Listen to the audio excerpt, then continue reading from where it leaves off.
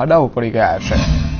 અંડરપાસનો આ માર્ગ જિલ્લાની મુખ્ય કચેરીઓ, સરકારી હોસ્પિટલ જવાનો તેમજ યાત્રાધામ સાળંગપુર જવાનો છે મુખ્ય માર્ગ અને આ મુખ્ય માર્ગ હોવાથી વાહન ચાલકોને ભારે હાલાકીનો સામનો કરવો પડી રહ્યો છે। હાલ તંત્ર દ્વારા અંડરપાસની દિવાલો પર ચિત્રકામ કરવામાં આવી રહ્યું છે, ત્યારે લોકો દ્વારા ચિત્રકામની જગ્યાએ ખાડાઓ પૂરવા માટે માંગ કરવામાં આવી રહી છે। લોકોનું કહેવું છે કે ચિત્રકામની જરૂર નથી, ચિત્રકામ પછી કરજો, પહેલા ખાડા તો પૂરો।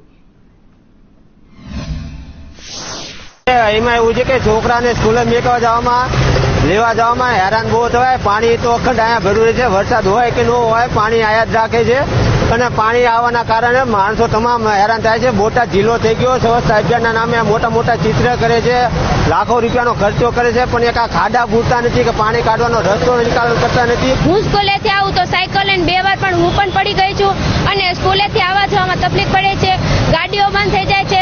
ફર્સ્ટ રોડની કચેરીઓ કલેક્ટરથી માંડી બધી ઉચ્ચ પોસ્ટ સુધીની કચેરીઓ ફર્સ્ટ રોડે આવેલી છે।